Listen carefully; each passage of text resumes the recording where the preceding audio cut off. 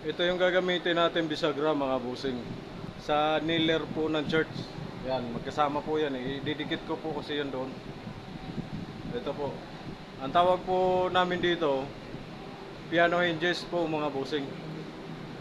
Mga tornilyo po nito maliliit lang. Ang gagawin ko na lang, baka hindi niya kakayanin eh. Kaya ang gagawin ko na, palalakihan ko yung butas. Para ang ikakabit ko na lang na tornilyo, yung black screw na lang.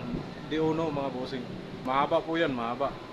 2 meters po to eh. Ano po to mga bossing? Stainless. Pagputol po nito, pwede naman po sa grinder.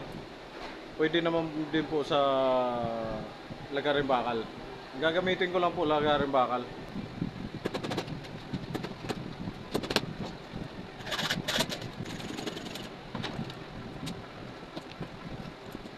So, 1/8 pala to. 1/4 pa lang kailangan ko. Wala eh, kaya ganunin ko na lang.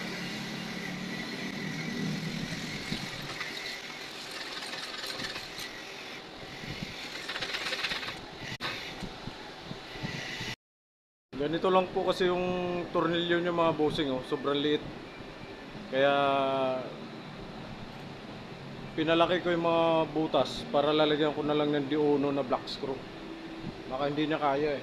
Malalaglag lang. Yan oh. Sobrang liit. Okay na po mga bossing. Nalalakihan ko na yung butas ng iba. Kakabit na po natin dito.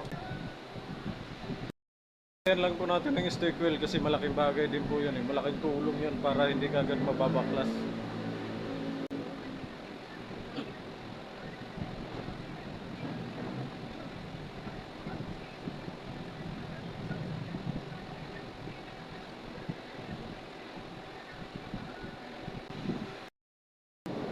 Itong piano hinges po mga bossing, ito po yung ilalagay natin dito sa ilalim.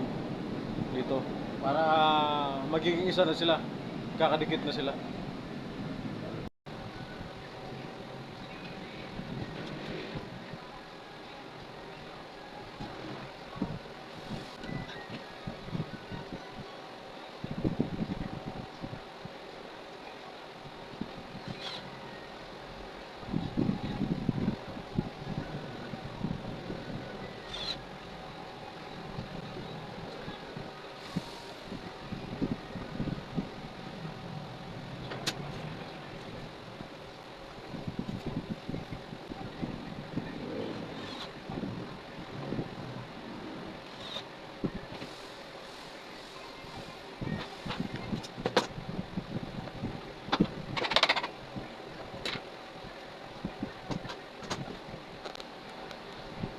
Yan po yan mga bossing.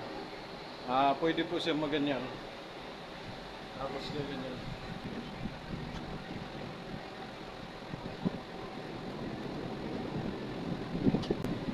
Lalagyan lang po natin ng ano dito. Pangkawit, hook. Kasi yung pinagagayahan ko nito, may hook din siya eh.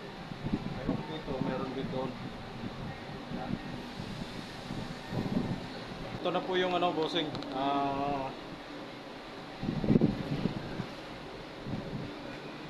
Ito na po yung finished product niya. Dadalhin ko na lang po sa pintor yan. Ano po kasi yan. Yan na po yung finished product mga bossing. Yan. Yung nailer po ng church. Yan, dito po luluhod.